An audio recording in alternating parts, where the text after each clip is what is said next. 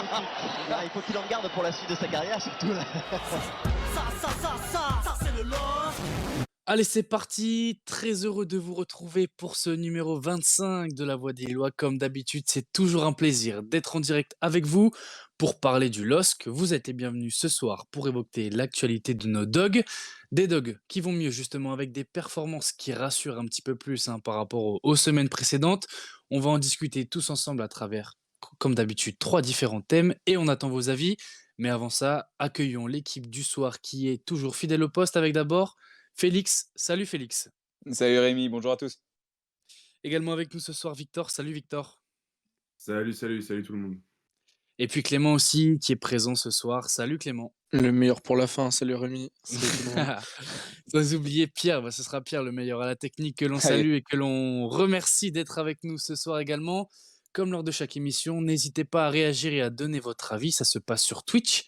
Et vous pouvez également venir en direct avec nous, n'hésitez pas si vous voulez donner votre avis, en vous connectant sur Discord. Pierre vous accueillera avec plaisir et vous pourrez discuter avec nous à l'antenne.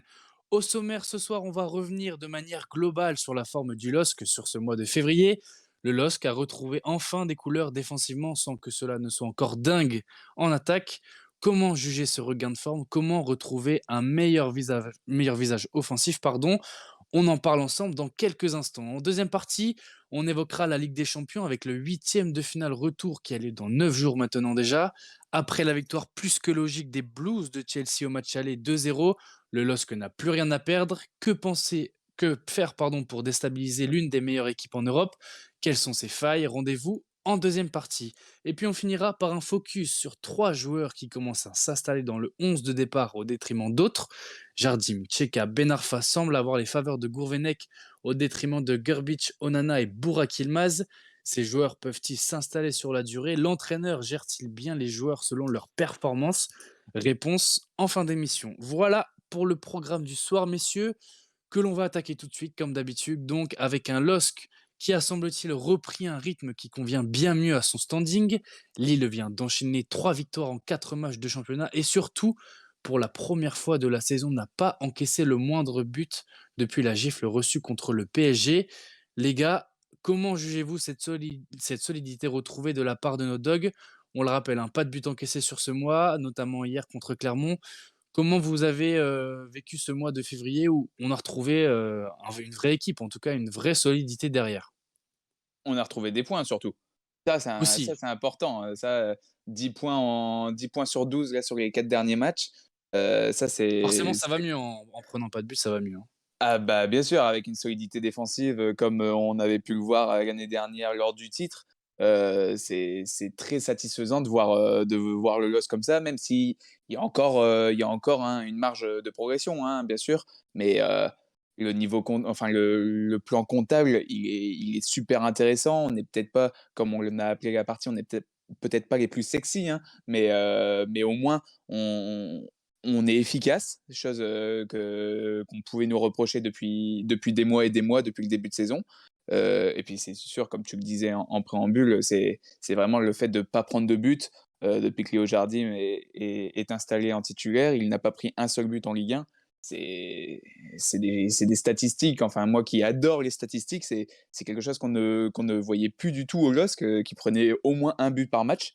On avait un goal average négatif pendant un bon moment dans la saison, et là, avec cette belle victoire d'hier, on repasse en positif dans le goal average, donc voilà, c'est quand même beaucoup de points positifs là, sur ce mois de février, ça fait du bien. Ouais, pareil que Félix, c'est sûr que pas encaisser de but, c'est mieux pour gagner des points ou du moins pas en perdre. Donc moi je trouve que c'est cool qu'on ait pu prendre des points sur ce mois-là. On en avait discuté lors de la précédente émission. C'est vrai que c'était un mois qui était important, même si voilà, on peut être frustré de lâcher des points face à Metz, mais derrière on a un grand match de Jardim face à Lyon qui nous empêche de céder, quoi. Même si c'est là où je dirais que bon, la solidité défensive, je trouve plutôt une solidité de Jardim parce qu'on a quand même eu bien chaud à plusieurs reprises et des Lyonnais qui avaient un peu du mal à trouver le cadre surtout. Mais, euh, mais ouais, c'est sûr que ça fait du bien d'être un peu plus installé. j'ai quelques réserves. Moi, voilà, sur Diallo qui me fait parfois un peu peur quand même. Mais bon, avec la confiance, avec les matchs, je pense que ça pourra se stabiliser. Et puis là, bah, on finit bien avec un match où même si il y a un fait de jeu qui est important et qui fait qu'on arrive à mettre plus de buts en deuxième mi-temps, bah voilà, on a ouvert un peu plus le compteur et on s'est un peu libéré de nos petits matchs à 1-0, 0-0, pour faire un peu plus plaisir aux supporters. Donc ouais, c'est un mois de février, un bilan plutôt positif, je trouve, même si, comme le porte très bien le nom, on n'est pas super sexy. Et toi, Clem, t'as vu ça, comment t'as vu ça, cette solidité retrouvée un peu à la manière des derniers matchs qui nous ont menés vers le titre l'an passé, comme l'a souligné Félix. Ouais, j'ai. Je sais que toi, tu es plus friand des attaques, des belles attaques, mais c'est vrai que c'est important d'être solide derrière avant tout. Bah, le problème, c'est que cette saison, j'ai l'impression qu'on n'arrive pas à avoir les deux. Avoir une bonne attaque et une bonne défense en même temps. Et on a un peu récupéré notre équipe de l'année dernière, j'ai l'impression, avec pas mal de chance. Enfin, il n'y a pas que ça, il y a aussi un bon gardien, une bonne défense. Moi, j'ai trouvé aussi Botman très très bon depuis maintenant plus d'un mois. Je trouve c'est vraiment le taulier de cette équipe. Et son départ, ça va nous faire beaucoup de mal. Mais Botman, j'insiste dessus parce que franchement, je le trouve exceptionnel en ce moment. Donc du coup, selon vous, c'est surtout l'effet Jardim plus un Botman retrouvé qui a fait que le LOSC a retrouvé un allant défensif. Vous trouvez pas non plus qu'il y a aussi cet effet où l'équipe s'est un petit peu plus retrouvée en groupe et bien sûr, Botman et Jardim ont joué, mais est-ce qu'il n'y a pas cet effet de groupe avant les performances individuelles selon vous? Bah, moi, ouais, c'est ça, ça va r revenir à ce que tu dis, hein, l'effet de groupe, faut aussi souvenir que Jardim, ça fait un moment quand même qu'il est dans l'effectif. Il a eu, des prêts à Boavista, seulement à Boavista si je me trompe pas, mais ça fait un moment qu'il est, quand même dans l'effectif du LOSC et il connaît sûrement, José Fonte et Botman qui connaît un peu depuis moins longtemps, mais qui connaît aussi et je pense que ça fait la différence parce qu'ils se parlent. Il y a beaucoup moins, enfin depuis que Jardim est en place, il y a beaucoup moins d'hésitation, je trouve, entre la charnière centrale Fonte-Botman et le gardien Léo Jardim. Alors que quand Gerbic était là, j'avais l'impression que Botman et Fonte y allaient dans tous les cas, dans tous les ballons dans la surface, alors que des fois c'était à Gerbic d'y aller. Il y avait un gros manque de communication, je trouvais. Hier, il y a eu un moment où j'ai trouvé ça un petit peu chaud en termes de communication, mais ça allait franchement. Donc je trouve qu'il y a ce côté-là où peut-être que individuellement ils ont tous remonté un peu leur niveau, mais aussi une grosse évolution au niveau de la communication. Et ça fait vraiment plaisir parce que le foot, c'est du niveau et aussi énormément de communication avec le capitaine en plus qui est dans la charnière centrale. Donc je pense que c'est un peu un mélange de tout. Et c'est vrai que comme tu disais tout à l'heure, dès qu'on a une bonne défense, on peut prendre un point déjà minimum, quoi. Donc c'est vraiment super important d'avoir une bonne défense. Et là, ça fait vraiment plaisir. Des défauts qu'on avait déjà soulignés d'ailleurs hein, lors des précédentes émissions, notamment entre Gerbic et la défense centrale. Toi aussi, Victor, tu as ressenti cet aspect Ouais, bah, communication, même au-delà de la défense, hein, même en milieu ouais, bah, et en attaque. j'ai insisté souvent sur ce point-là et Félix me m'ôte les mots de la bouche parce que je trouve que c'est ce qui est important surtout, c'est cette confiance en fait qui dégage en défense, enfin, le fait que Jardim soit de retour, enfin, vienne dans les cages, en fait, je trouve que ça dégage vachement plus de confiance tout simplement dans l'équipe. Et je trouve aussi qu'il y a quand même et la preuve en est avec le match de Clermont, encore une fois, où ils enfoncent vraiment le clou en seconde mi-temps et ils vont au bout des choses et ils finissent avec un beau score et devant leurs supporters et je trouve ça bien. C'est que bah, il y a une volonté de bien faire. Je pense qu'ils avaient à cœur que ce mois de février, ils savaient qu'il était important, qu'il marquait possiblement, enfin on va en reparler après, un retour un peu plus haut, en tout cas dans les places européennes. Ils savaient qu'ils avaient un coup à jouer. Ils ont fait en sorte que ça tienne. Ça a tenu face à Lyon. Face à Lyon, c'est même si, voilà, encore une fois, il y a des manquements de leur côté, enfin du côté lyonnais, c'est aussi un effort collectif de tenir jusqu'au bout. Non, globalement, il y a une partition qui est propre. Après, bon, je trouve quand même, encore une fois, qu'on a chaud et j'y mets beaucoup. Clément avait enfin, raison de souligner la performance de Botman sur ce mois de février. J'y mets quand même beaucoup sur des performances individuelles assez fortes. Euh, je trouve pas non plus qu'on ait retrouvé 100% l'équilibre qu'on avait attaque-défense l'an dernier. Donc voilà. Justement, puisque tu en parles, Victor, on a Bamba et David qui ont marqué pour la première fois hier depuis un bon bout de temps. Donc on l'a beaucoup dit, le LOSC a énormément défendu sur ce mois de février. Comment expliquer cette manie de beaucoup reculer une fois que Lille a le score pour lui? Alors forcément, c'est aussi naturel de reculer quand le score est en sa faveur. Mais est-ce que vous trouvez pas que c'est parfois trop et que justement le LOSC se contente trop de cette position de reculer, d'attendre l'adversaire pour mieux évoluer en contre-attaque, alors que ce soit le match, contre Clermont hier, que ce soit celui à Lyon aussi, le LOSC a les armes pour continuer à mettre la pression, à exécuter un pressing offensif. Comment expliquer cette manie de beaucoup reculer et au final de trop subir alors que Clermont, voilà, est 2 ou 3 fois moins fort que le LOSC hier, très clairement, hein? Moi, je pense que c'est clairement une stratégie. Je pense vraiment que c'est un coup tactique où Gourvenec s'appuie sur les matchs de l'année dernière où on n'aimait pas vraiment avoir le ballon. On n'était pas bon face à des blocs très bas. Et je pense que c'est assez tactique du fait de laisser le ballon. On a fait le plus dur à marquer. Et je pense qu'il s'appuie aussi sur le match de Rennes, qui est pour moi, personnellement, je trouve que c'est l'un des meilleurs depuis Mm. le début de saison, où on a vraiment laissé le ballon à Rennes et on explosait offensivement avec des attaques très bien menées et cliniques. Et je pense vraiment, à force de voir le LOSC jouer, je me dis vraiment qu'il veut mettre ce genre de tactique en place, presque l'inverse de la méthode Galtier, donc qui était aussi de beaucoup défendre, hein, mais on avait beaucoup le ballon, on avait souvent la possession de balle. Et là, j'ai l'impression que c'est vraiment l'inverse qui est en train de s'installer. On va dire que comme on le dit depuis le début, hein, on n'est peut-être pas les plus beaux, mais sur le plan comptable, on ramène 10 points sur 12 depuis le début de saison. Franchement, je pense pas que ça soit arrivé. On a peut-être fait trois victoires d'affilée au moment où on a eu Marseille, mais faut avouer que cette méthode marche en ce moment. Combien de temps elle va durer? On ne sait pas, mais pour l'instant, ça marche et ça nous fait le plus grand bien. Ouais, mais résultat, tu vois, si on tombe contre des équipes qui nous prennent à notre propre jeu, un peu comme ça a été le cas à Metz, etc., bah en fait, ça marche pas, tu vois. Donc j'ai l'impression que quand même, ils ont compris, là, face à Clermont, notamment en marquant très tôt, en fait, je sais plus trop Ouais, à la combien de troisième, l'ouverture de troisième. Bamba, ouais, voilà. Mais ok, ça peut paraître anecdotique, mais moi, je pense que c'est révélateur vachement d'un début de match.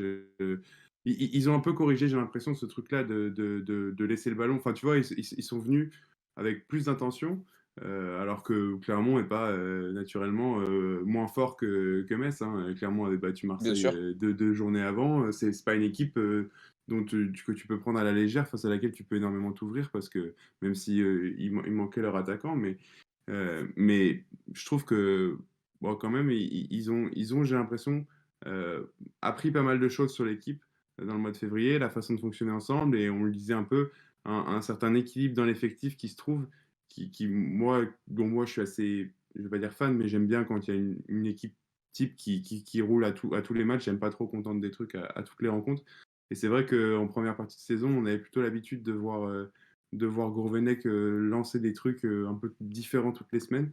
Et, euh, et là, au moins, on a une base qui est plutôt pas mal, j'ai trouvé, avec notamment, j'étais très fan de ce que faisait Renato dans le match face à Clermont. J'aime bien tout ce qui s'est créé autour de cette équipe. Et on va voir maintenant si ça continue au mois de mars. Toi, Clément, tu pas entendu sur ce Moi, sujet justement, moi, je suis pas trop d'accord avec vous quand vous parlez de stratégie et de fil du match. Parce que moi, pour moi, il n'y a pas vraiment de stratégie. On subit un peu trop, on s'adapte beaucoup à l'adversaire, mais on s'impose pas, on va dire. Contre, euh, contre Lyon, on va dire, c'est clairement un miracle de gagner, vu toutes les occasions qu'ils ont eues. Donc c'était un peu dû à la chance. Même contre Clermont, on entame bien et au fur et à mesure du match, Clermont reprend le dessus. Et c'est le rouge qui vient un peu nous sauver parce que Clermont avait des situations. Si Jardim il fait des bons matchs, on a quand même beaucoup concédé d'occasions sur les deux derniers matchs. Même contre Metz, à la fin, on aurait pu se faire prendre à la fin et ça aurait été un hold-up aussi. Moi, je pense que tu vois plus Gourvenec, que tu vois davantage un manque de maîtrise de l'équipe ouais, plutôt voilà, qu'une stratégie à proprement voilà. parler. Je vois des joueurs qui sont. J'ai l'impression même David, il sait plus trop ce qu'il fait là. Je trouve pas qu'il y a de maîtrise au milieu. Il y a une bonne défense grâce aux individualités, mais le bloc équipe qui est pas bon, le pressing souvent à l'arrache. En Moi, je début de trouve. match hier, c'était quand même pas mal, hein, Ouais, le les 15 pressing. premières minutes. Ouais. D'ailleurs, on a récupéré des ballons et je sais pas pourquoi, je l'explique pas, pourquoi on n'a pas fait ça toute la mi-temps. Mm. Ouais, en tout cas, après, c'est Non, forcément quand tu marques très tôt dans le match comme ça, peut-être que c'est mental de se mettre un peu plus reculé, à attendre l'adversaire. En tout cas, ouais, c'est Ouais, vrai que mais on est c'est un quand petit même la peu champion étonnant. de France. Hein. je suis d'accord avec Clément. Moi, je dis pas, je sais pas en fait. J'ai du mal à le voir. C'est parfois les intentions sont un peu dures à cerner, on va dire, parce que parfois j'ai l'impression que c'est quand même de la stratégie. Parfois ils sont largués. J'ai du mal à l'analyser aussi, pardon. Et après, je trouve que ça dépend aussi pas mal des joueurs sur le terrain. On a parlé tout à l'heure du K.O. Nana, etc. Mais il y a pas mal de joueurs qui, j'ai l'impression, sont un peu paumés sur le terrain. Et donc, en l'occurrence, je trouve qu'Onana, sur les peu de chances qui lui ont été données, enfin, non, les chances qui lui ont été données sur le mois de février, était plutôt paumé. Enfin, soit les consignes de Gourvenec étaient complètement décalées de ce qu'il sait faire et de ce qu'il doit faire, à mes yeux, dans l'équipe, soit il était complètement paumé sur le terrain. Et ça a été, je trouve, aussi un peu le cas de Diallo parfois. Et résultat, bah, ton bloc équipe, il est forcément Mais, déséquilibré quand il y a un ou deux joueurs qui sont pas en place, quoi, je trouve. mais déjà, hier, la composition d'équipe, elle est pas en rapport avec les idées qu'il veut mettre en place. Il demande un pressing haut, donc une équipe assez offensive, et on se retrouve avec Sanchez à droite, alors qu'on préfère tous Sanchez au milieu. On se retrouve avec Diallo à gauche, donc ça veut dire que Diallo prendra pas le couloir du match. Enfin, je trouve qu'il n'y a pas de cohérence entre ce qu'il veut mettre en place, on sait même pas ce qu'il veut mettre en place d'ailleurs, peut-être lui-même ne sait pas. Après, Et ce qu'on voit.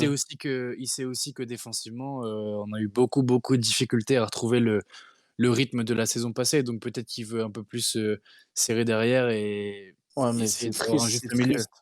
C'est triste pour le champion de France de jouer petit bras face à Clermont, je trouve. Mm. Ouais, je suis d'accord, mais bon, ça.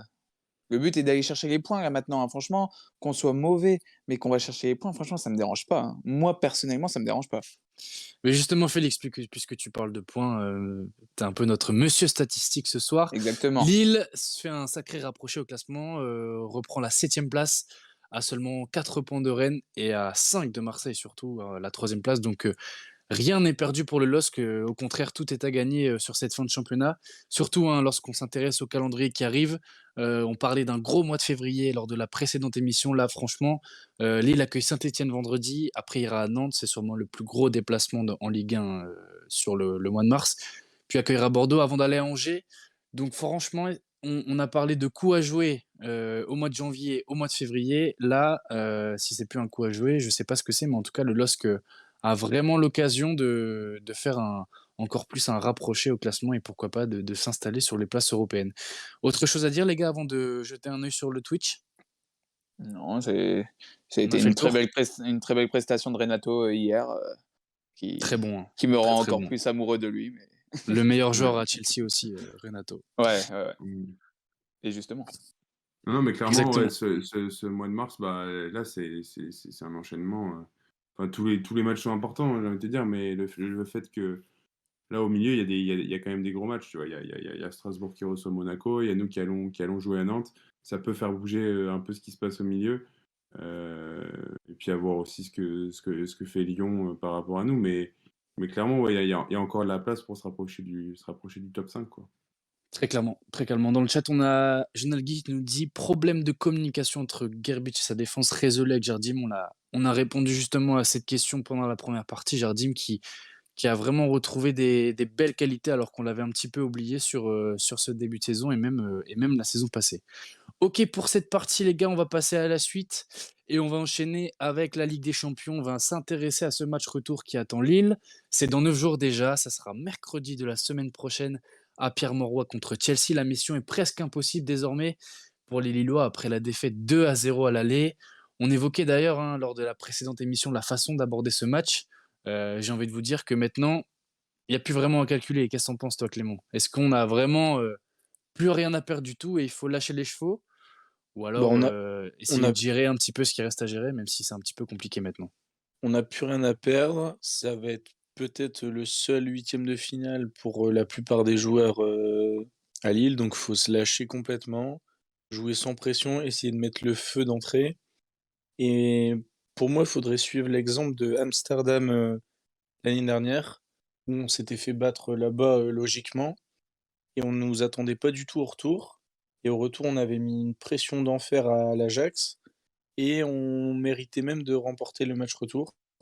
Donc pour moi, il faudra jouer comme ça, décomplexé, en espérant qu'il y ait une superbe ambiance et que l'ambiance, elle galvanise tout le monde pour le début de match et pourquoi pas marquer direct, ça serait beau. Et justement, toi, tu étais au stade, lors du match aller. Comment tu as ressenti un peu, est-ce que tu as eu un sentiment d'impuissance quand tu as vu la supériorité de Chelsea? Ou alors tu te dis quand même qu'il y a par rapport au match aller où tu y étais, tu te dis quand même qu'il y a un coup à jouer, dans 9 Bah, jours? je dirais que dans le jeu, il y avait pas énormément de différence. Moi, je l'ai trouvé même Lille au-dessus, mais c'est dans les 2 surfaces où ils sont bien au-dessus.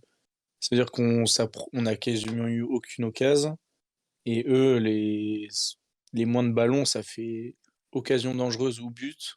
C'est là la grosse différence entre les 2 équipes. Après, on n'a pas du tout démérité. Il faudra essayer de faire le même match qu'à l'aller, je pense. Ouais, mais Oui. tu crois pas que eux, pour le coup, ils savaient très bien ce qu'ils faisaient. Enfin, moi, j'ai trouvé une maîtrise de l'équipe quand même.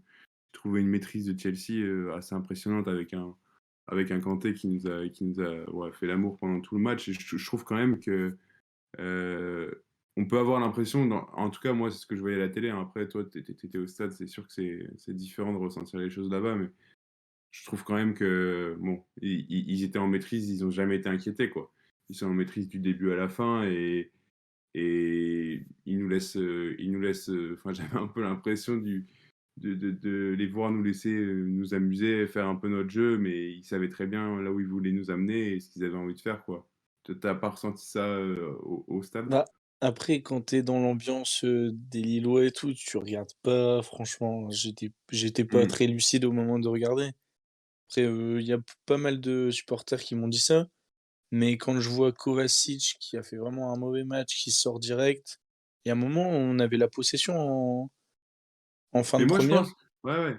Mais j'ai aimé j'ai aimé ce qu'ils ont proposé. Et je vais pas aller jusqu'à dire que il y a la place, pas la place. Je sais pas parce que c'est compliqué. En plus, avec la nouvelle formule, je sais pas comment vont se comporter les équipes. Enfin, je sais pas encore trop analyser les équipes au match retour, comment ça va fonctionner, etc. Donc, Par rapport au but à je- l'extérieur, hein, on précise ouais, juste que ouais. maintenant, du coup, le but à l'extérieur ne compte plus «double» entre guillemets s'il y a égalité sur l'ensemble des 2 matchs. Mais moi, globalement, j'ai envie qu'ils partent avec les mêmes intentions qu'ils ont démontré au match aller. Je trouve qu'on n'a pas démérité. Juste, tu m'alignes pas Onana, tu m'alignes pas Diallo et ce sera très bien. Pour moi, tu mets Gudmundsson et tu proposes un jeu beaucoup plus, ouais, sexy, on va dire. Parce que là, tu joues face à des Anglais qui sont en maîtrise, bah toi, à toi aussi de montrer que tu as les armes et t'en fous, tu perds 2-0. Donc, bon, voilà, c'est l'occasion je vais pas dire de tester des choses, mais d'aller jouer comme on a vraiment envie de jouer et comme ça nous plaît de jouer offensivement. D'autant que si c'est pas tellement le plan de jeu en Ligue 1, bah voilà, testons-nous dans d'autres conditions, quoi.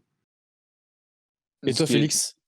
Moi, ce que j'ai trouvé étonnant sur le match aller, c'est la conférence de presse de Jocelyn Gourvenec qui annonçait justement ne pas avoir de surprise dans le 11 et qui nous sort Hmm. Onana en 10. Mais surtout ouais, non, mais les instructions qu'avait reçues Onana, mais enfin, moi, je sais pas, Beh, je il m'en était remets perdu sur toujours le pas. terrain. Il Et je était m'en remets perdu sur le toujours pas. terrain. Je me remets toujours pas, quoi. Tant- Il est.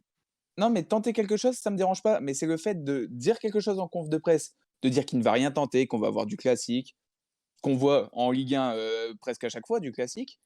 Et on nous Bah, sort c'est du Onana en 10. bluff. C'est du bluff, Félix.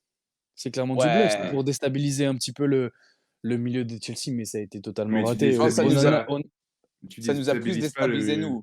ah ouais, tu déstabilises pas le milieu de Chelsea en mettant Onana en 10 quoi. J'aime beaucoup ce joueur et je trouve que au-delà d'être nul, c'est que c'est gâché et c'est gâché un talent qui est là et qui a un talent qui est physiquement monstrueux, qui est un gros récupérateur, qui est capable de relancer totalement le jeu.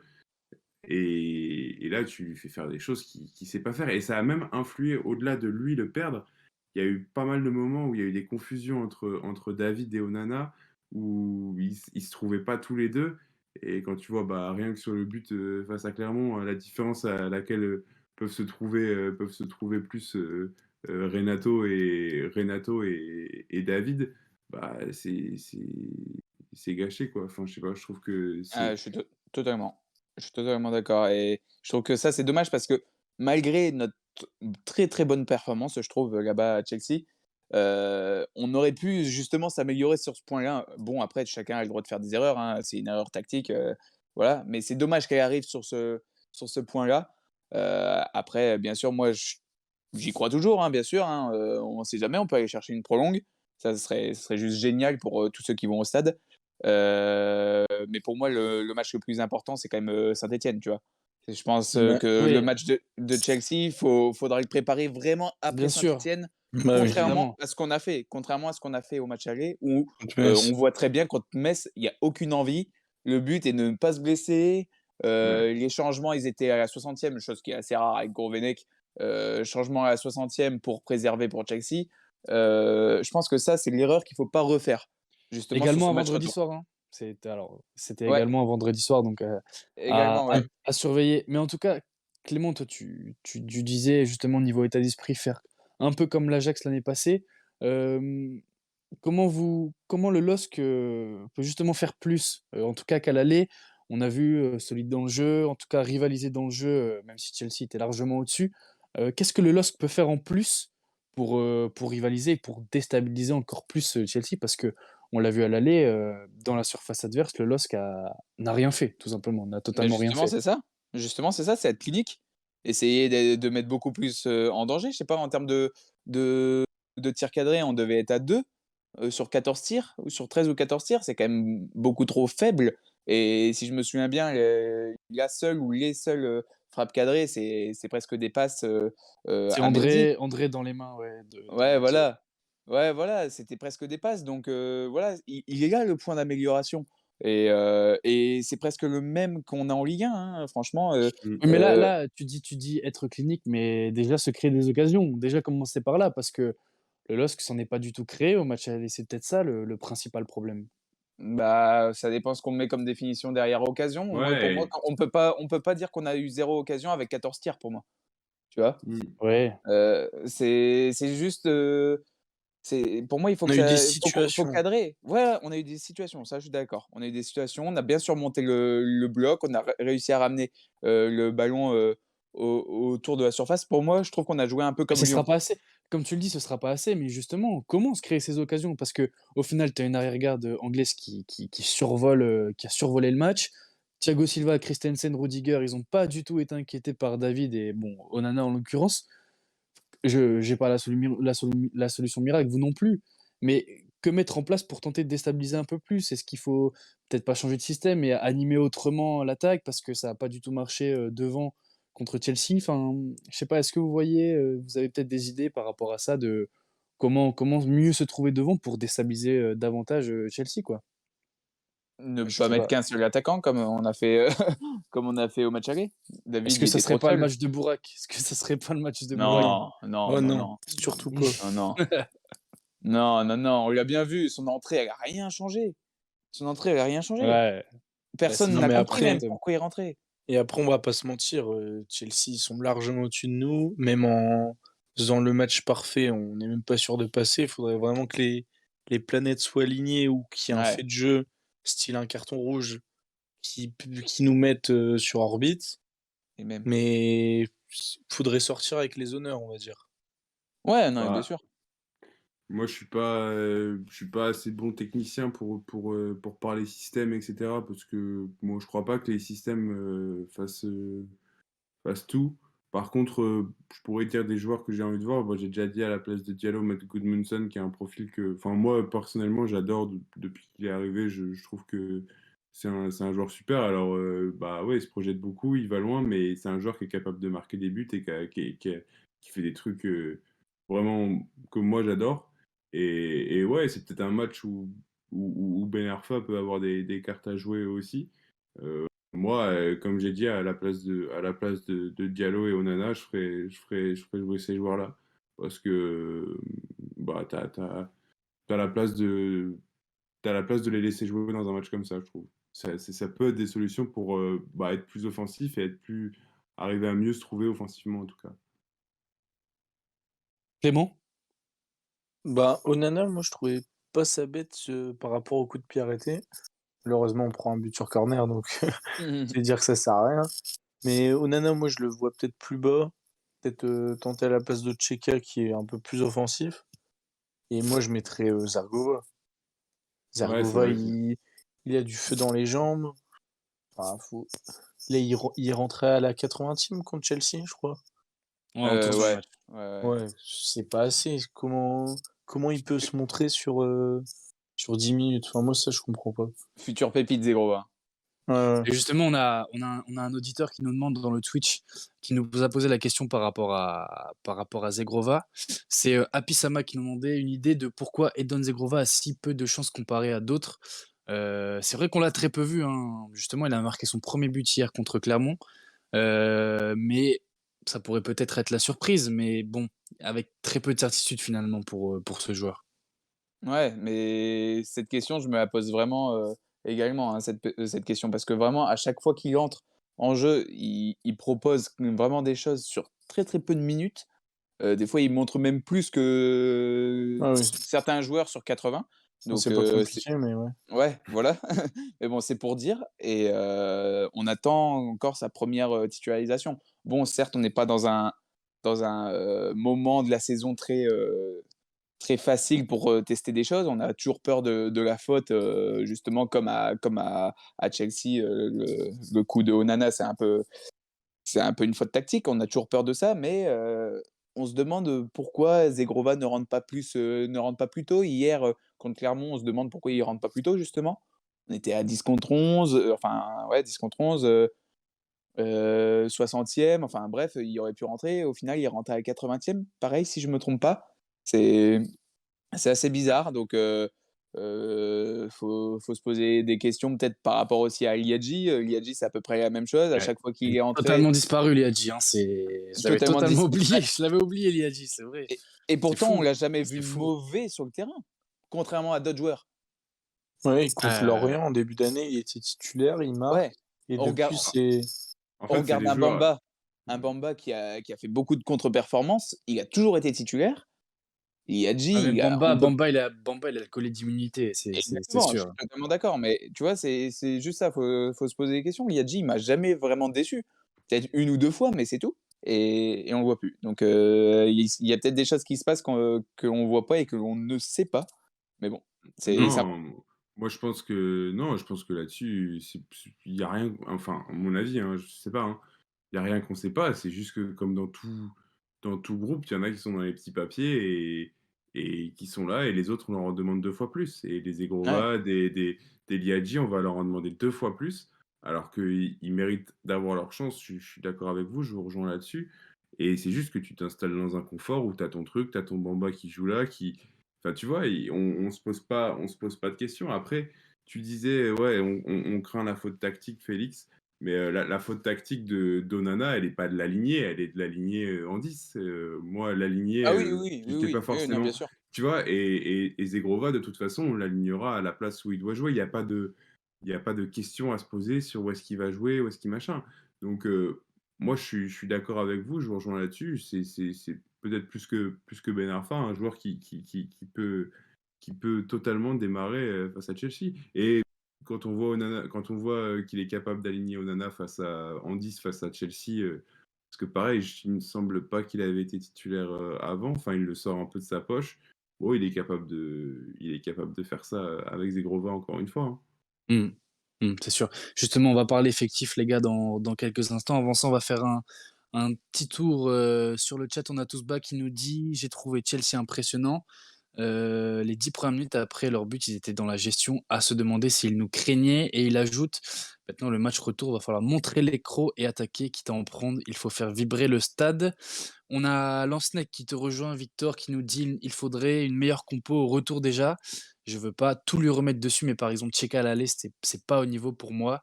Avec la course de Kanté sur le but, justement, on s'attendait à ce que Tcheka fasse la faute Ah sur ce ouais. but, mais Comme en Ligue 1, mais non. comme en Ligue 1. Mais Ah là, ouais, c'est fou. Celle-là, peut-être qu'il c'est s'est dit que fou. c'était la Ligue des Champions et il a pas osé la faire, Oh. Ouais, mais c'est vrai dommage. que là, c'était le moment pour la faire. Mais je sais même Bon, pas s'il arrive à le faire tomber, Kanté. Parce qu'il est tellement fort physiquement et lancé un petit qu'il aurait eu croche-patte, du mal à. tu peux faire tomber n'importe qui, non? Je sais pas. Ouais, ouais, mais Kanté, il est impressionnant, quand même. Ouais. Ouais, encore Ouais. très, très fort, hein. Comme tu l'as dit, Victor, tout à l'heure aussi. Kanté, impressionnant sur ce match. On verra du coup, rendez-vous le 16 mars pour ce gros match, hein, qu'on attend tous, même si, c'est sûr que Chelsea part en immense favori sur ce retour.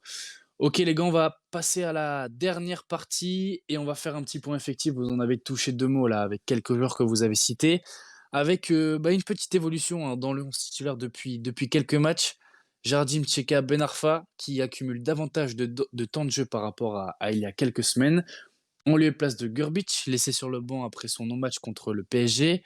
Onana, bon, on a beaucoup parlé, trop irrégulier. Et Bourak qui n'avance plus vraiment. Si on fait un petit résumé justement de ces derniers matchs où on a beaucoup plus vu ces joueurs-là, est-ce que Gourvenec fait bien en touchant à l'équilibre de l'équipe parce que c'est le gardien, un milieu, un attaquant, en touchant un joueur par ligne, est-ce que pour vous c'est la bonne solution?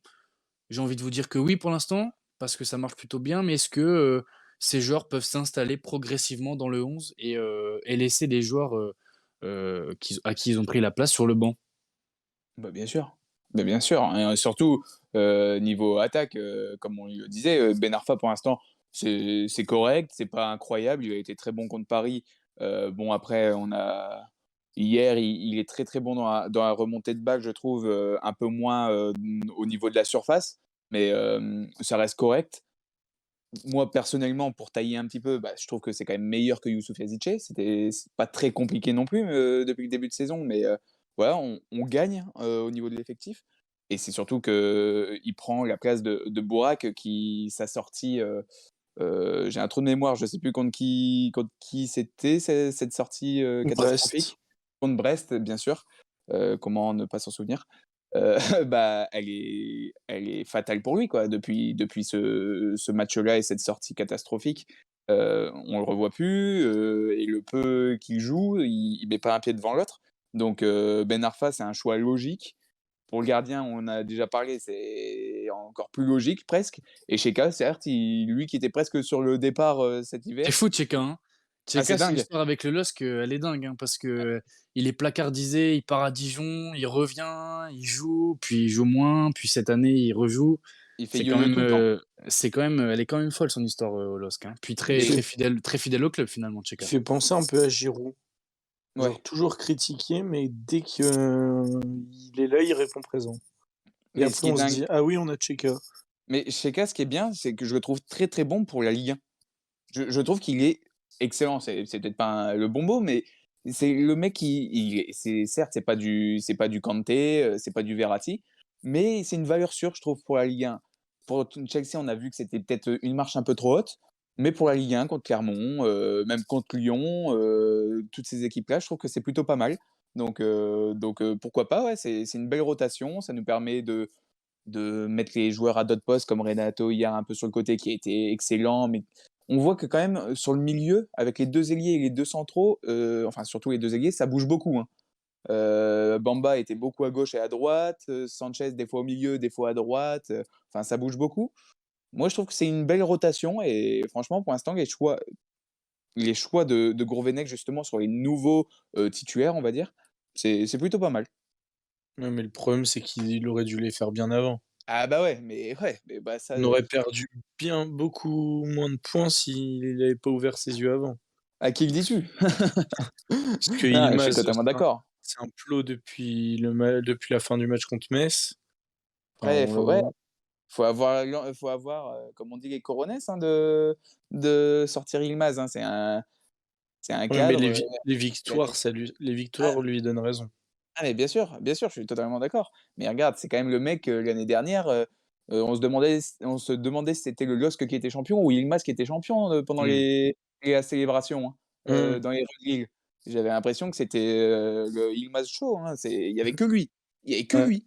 Donc Je pense que lui-même le voit, hein, même si sous ses airs Ouais. de très mauvais joueur et de mec qui gueule tout le temps et je pense qu'il est pas bête, il le voit aussi, hein, c'est ouais, sûr. non, mais Ouais, voilà, c'est sûr. mais c'était pas facile le choix de le Carrément. mettre tout le temps sur le banc, quoi. C'était Non, pas un mais choix facile. et puis au-delà de son enfin, oui, oui, je suis d'accord avec vous, mais au-delà de son ego et cetera, il y avait aussi une question de comportement. On en a déjà parlé Bien entre sûr. nous, quand tu vois, tu l'as très justement rappelé, Rémi, Tchéka qui a été enfin, clairement, moi, je suis à la place de Tchéka, mon club, il fait ça, je sais pas s'il a eu énormément d'occasions de claquer la porte, mais c'est un joueur qui a quand même du talent et les recruteurs le savent et je pense qu'il aurait pu, claquer la porte enfin, facilement. Il l'a pas fait, il est là et à chaque fois il répond présent. Il joue avec de l'envie, un peu à la manière. Voilà, moi j'adore voir André et Tcheka alignés ensemble parce que c'est des profils qui sont. Bah, tu vois les deux au milieu en face de toi, bon, bah, je vais pas dire que ça fait peur, mais c'est des gars qui vont mettre leur cœur sur le terrain et qui vont donner à fond. C'est plus ce type de même si Tcheka prenait pas la place de Bourak, mais indirectement, c'est un effectif où ça tourne et cetera. Bah, c'est plus ce genre de comportement qu'il faut mettre en valeur et qu'il faut valoriser, et ça se ressent à la fin dans voilà, dans la hargne des joueurs, dans la combativité. Bourak, on le disait, la moindre course ratée, la moindre passe qui était pas faite dans les pieds, c'était la fin du monde. Donc voilà, je préfère en tout cas, en tant que supporter, que ce type de joueur-là soit valorisé. Très clairement, ouais. Et si on touche un petit mot justement sur Ben Arfa, qui commence à s'installer un petit peu, qu'est-ce que vous en pensez? Parce que peut-être qu'on l'attendait un petit peu plus décisif, mais dans le jeu, est-ce que, vous trouvez qu'il a l'influence? Alors peut-être pas de ses jambes de 20 ans bien sûr, mais est-ce que vous le trouvez assez influent dans le jeu pour l'instant? Est-ce que son association avec David, vous la trouvez concluante pour le moment ou pas? Moi, je trouve pas du tout. Je pense qu'il est là parce qu'il y a pas meilleur que lui. C'est ça d'ailleurs le problème, parce que Yilmaz, n'est pas bon, Gomez non plus et Weah non plus, mais sinon on est un peu déçus. À part, sa première demi-heure contre Paris, moi je suis déçu, de Ben Arfa. Ah ouais? Bah, le principe, enfin, je peux comprendre ce que tu dis, mais le principe, c'est justement, c'est d'avoir le moins. Quand on peut pas avoir le meilleur, on essaie d'avoir le moins pire. Et comme disait Félix, bah, c'est quand même mieux qu'Yazice et mieux que les autres. Alors, moi, j'en attendais pas beaucoup, en fait. Je pense que ça dépend là où était Exactement. le curseur de chacun, quoi. Moi, Ouais. j'en attendais pas beaucoup. J'ai pris un mec pour 6 mois gratos. Je me dis: «Bon, bah, voilà, il va nous permettre» et pour moi, il remplit cette tâche-là. Il remplit cette petite crainte supplémentaire qui rajoute, on l'a vu face à Paris, cette petite fougue dans les jambes bah, voilà, c'est de l'incertitude dans les défenses, comme provoquait, Bourak du temps où il était fort, il était hyper craint et dans les défenses, il monopolisait des joueurs. Je dis pas que Ben Arfa monopolise 3 joueurs, mais quand tu as un talent comme ça en face, balle au pied, parce que si tu lui laisses de la place, il y va, bah, ça reste influent et je pense que c'est un peu indirect, mais son influence dans le jeu, elle pèse. Il va pas marquer 15 buts, il va pas délivrer 12 000 passes décisives, mais par contre, je pense qu'il a un impact sur les défenses adverses. Mmh. Ouais, très clairement. Très clairement, moi je pense que ce qui fait plaisir, avec Ben Arfa, c'est que c'est un profil qu'on n'avait pas vraiment, je trouve, et ça, j'aime vraiment bien avoir cette diversité, au niveau de notre effectif, et comme toi, Victor, en fait, j'en attendais pas grand-chose, en fait, de Ben Arfa. Je me suis dit: «Si ça fonctionne, c'est bien, si ça fonctionne pas, bah, tant pis, de toute façon, comme on disait, c'est à la place de Youssouf, donc bon, bah, on relève juste pas le curseur, faudra trouver quelqu'un, cet été». Finalement, moi, je trouve que le taf, il le fait plutôt bien. Il est pas encore décisif, mais c'est pas facile de rentrer dans un, heu, dans un effectif comme ça. Il y a un truc et qui n'est peut-être pas forcément footballistique, mais que je trouve vraiment bien avec Ben Arfa, c'est qu'à chaque fois qu'il a une faute, il va s'entretenir avec les arbitres et il a l'air très calme et c'est un truc qui me fait vraiment plaisir Parce que Ouais, en ce alors, moment, je sais pas si Ben Arfa va mettre une vraie influence sur les arbitres par rapport à un André, par exemple, ou à un Font. ouais, mais Même Fonte s'il en le ce fait moment, il le fait très il s'énerve, calmement. hein. Oui, il le fait peut-être très calmement, mais la pression sur les arbitres, peut-être que c'est pas la bonne manière de le faire, hein, avec Font et André, mais je sais pas si Ben Arfa, voilà, a Bah, un vrai peut-être. rôle à jouer auprès des arbitres. Peut-être, mais moi, je sais pas, je le trouve vraiment, nickel sur le terrain en termes de Ouais. comportement et tout ça. Genre hier, il fait sa faute, d'anti-jeu, tout de suite, il félicite presque l'arbitre, il comprend totalement qu'il prend jaune. La Ouais, il a faute, gagné en maturité, il a gagné en maturité, ouais, c'est non, mais certain. voilà, c'est ça et c'est ça que c'est juste ce côté-là que j'avais peur avec Ben Arfa et franchement, j'aime bien et bah, certes, il gagne en maturité, c'est son anniversaire aujourd'hui, 35 ans. Donc voilà, non, moi je Bon pense que anniversaire à Thème. exactement, mais je pense qu'il peut nous surprendre et c'est juste ce qu'on demande en fait, d'être surpris, il y a quand même la plupart qui n'en attendent pas grand-chose en soi et au final, il peut nous apporter du bonus donc pour moi, Mmh. c'est du gagnant en fait, dans tous les cas. OK les gars, ben, on a le plaisir d'accueillir un invité ce soir, un habitué, hein, de l'émission. Axel est avec nous pour parler justement de ces 3 joueurs et toi Axel, tu voulais surtout revenir, sur l'après. Qu'est-ce qu'on Ouais, va sur faire de ces l'avenir, sur joueurs? l'avenir.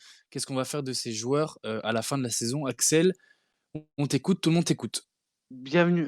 Salut à tous, bon anniversaire Ben Arfa et donc ce que je voulais dire principalement sur tout ce qui était l'avenir de ces joueurs, c'est Léo Jardim, si Campos l'a recruté, c'est qu'il y a une raison. Il a des qualités intrinsèques, que je trouve très bonnes, un jeu au pied que tu peux améliorer, très bon sur sa ligne, il rassure sa défense. Fonte, si on arrive à le prolonger, il aura quelqu'un, avec qui et Diallo qui restera là, je pense. Tu auras de quoi avoir une charnière centrale qui connaît. Donc pourquoi rajouter un gardien derrière qui devra se refaire des automatismes derrière, notamment Chevalier, qui, je pense, manque d'expérience actuellement. Ce sera un Il est vrai en Ligue chantier à 2. suivre, hein, Ouais, ouais. Il un est vrai en chantier Ligue à suivre 2. cet été ça justement. Il est en Ligue 2. Il joue contre des équipes qui ont la moitié du niveau, de Clermont. Heu, tu peux pas le mettre, titulaire d'office, même remplaçant. Il a besoin d'avoir de l'expérience, donc l'envoyer dans un club de Ligue 1, je sais pas comme Saint-Étienne qui l'année je pense va se maintenir et qui recherche un gardien. Je pense que ça serait un super bon plan pour lui de pouvoir avoir un surtout pour le club de Saint-Étienne, d'avoir un gardien comme Bernardoni qui a pas forcément un très fort salaire en plus, donc franchement Et ça peut sur être les 2 super. autres? Sur les 2 autres, Ben Arfa, le remplaçant c'est Zegrova. Très clairement, Ben Arfa, je trouve C'est pas le même qu'il est poste, hein, pour c'est le coup. bah, sauf que à la base, nous, ce qu'on recherchait, c'était un joueur qui remplaçait Jitché, donc côté droit, pied gauche, qui revenait un peu plus vers le centre. On est d'accord? Ouais, après Voi Yazici, il a voilà. aussi joué surtout derrière l'attaquant, mais oui, oui, aussi, oui, Oui, on aussi. a besoin de ça, surtout après qu'on a, perdu Ikoné. On a 2-3 attaquants qui peuvent faire support, notamment, Weah, qui peut jouer là, surtout qu'il est jamais mis à son poste, Weah. Il est toujours mis sur une aile, mais jamais dans l'axe alors que c'est un buteur. Donc franchement, je pense qu'il pourrait rejouer mettre, Weah en deuxième buteur et comment il s'appelle? Et Zegrova à droite. Voilà, je pense que ça complera ça serait du bon complément. Ou soit ou soit il y a aussi Bika de la réserve qui peut sortir, donc franchement, je pense qu'on a à ce qui on n'aura pas besoin de remplacer Ben Arfa. Ben Arfa ou en tout cas enfin si on pourrait le remplacer, mais pas besoin de le prolonger parce qu'il commence à se faire vieux, il apporte rien. Je me rappelle notamment d'une action contre Lyon où il perd un ballon et il y a un su et on perd la balle et on est sauvé par Jardim, je sais pas si vous vous rappelez, on est sauvé par Jardim, type but de Havertz où il fait un super arrêt, où là il l'arrête. Là il l'arrête et il fait un double arrêt. Et en troisième, Cheka, qui, je pense, comme a été dit, c'est un super joueur de Ligue 1, qui a l'expérience, qui sait comment ça fonctionne la boutique, qui sait comment fonctionne Lille depuis des années.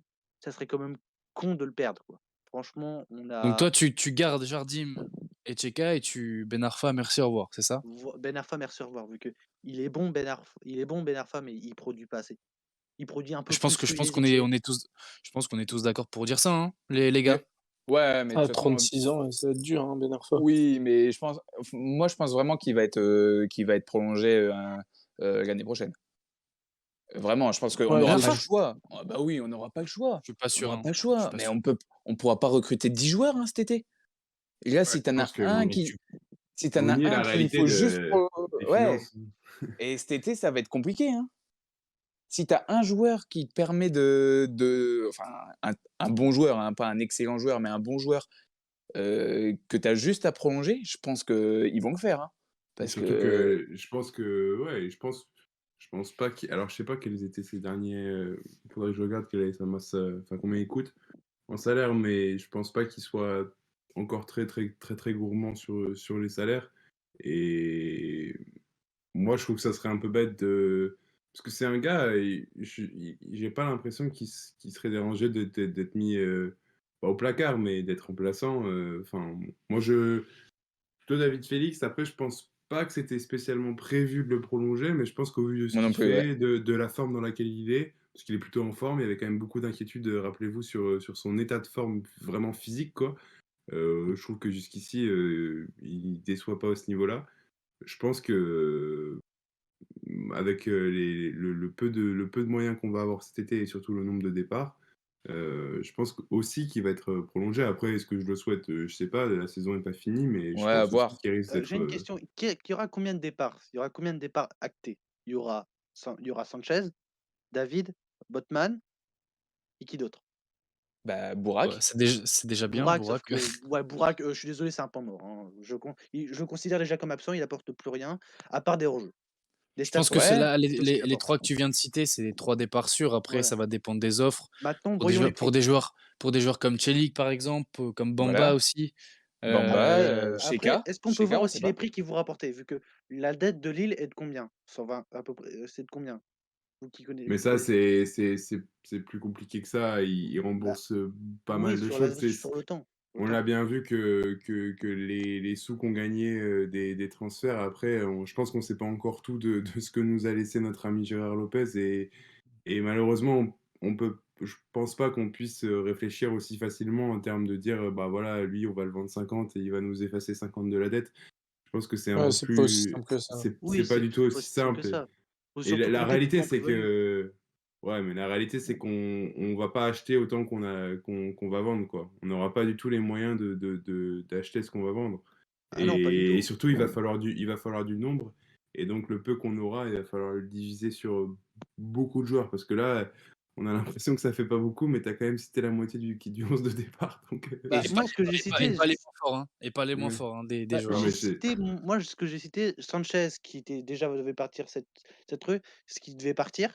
On va pas rejouer la Ligue des Champions, très clairement. Donc, je pense que Moi, garder Sheka, je ouais, suis pas d'accord, ah, c'est pas moi, je ne fini. pense pas. C'est mon avis sur la question. Je ne pense pas qu'on va jouer avec des Champions. Par contre, on va jouer une Ligue Europa ou une Ligue Europa Conférence. Et là, je pense que Sheka, Onana et André, avec peut-être un renfort supplémentaire, ou soit un renfort supplémentaire, pas grand-chose, un petit coup, tu sais, comme connaît l'État, vu qu'il nous a sorti comme quelques bons joueurs de ce réseau. Je trouve que Onana, c'est quand même pas trop mauvais. Gudmundsson, c'est pas trop mauvais. Ben Arfa non plus, ça fait le Mmh. travail, tu vois. Donc, je pense qu'on peut faire confiance sur le recrutement. Au milieu de terrain, Cheka, si tu arrives à le conserver, c'est l'un des seuls joueurs qui se jette, l'un des seuls milieux qui va se propulser vers l'avant. Notamment, si tu rappelles le but de Lyon, c'est lui qui fait le centre pour Exact, Gudmundsson. exact. Même sur le premier but de Bamba, qui est-ce qui était devant Bamba? Cheka. Ouais, Sheka, ouais. Ouais, Mmh. Ouais, donc mais c'est l'un des seuls qui monte en avant. Donc je pense réellement que, dans un jeu direct de transition comme le joue Lille, tu peux avoir un joueur qui fasse le taf, comme Sheka. On est tous certains que Lille n'aura pas l on va payer les conséquences de l'ère, Lopez. Donc ouais, c'est normal, hein. on va payer les conséquences. Donc, je dis pas qu'on va re on va je pense qu'on va vendre pour 100 millions à peu près, entre les 40 millions de Botman qui demandait, 60 millions à peu près le prix de David, 50-60 millions. Un autre, Sanchez que tu pourrais récupérer 15 millions vu qu'il est en fin de contrat.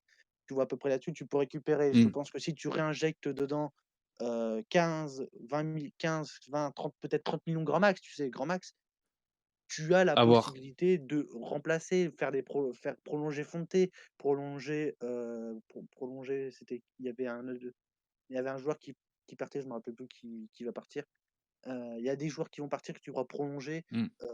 Donc franchement, et c'est peut-être là où j'ai le plus peur sur le mercato de l'étang, Ouais, c'est ça, c'est qu'ils n'arrivent pas à prolonger, qu'ils recherchent trop les baisses de salaire. Et malheureusement, ça sera péjoratif pour Lille. Surtout, ne ouais, pas oublier qu'on a la crise de Mediapro qui a fait des ravages, surtout à Lille, vu qu'en plus, c'est l'année où on est arrivé 4e, alors qu'on devait c'est arriver sûr. peut-être en Ligue des Champions.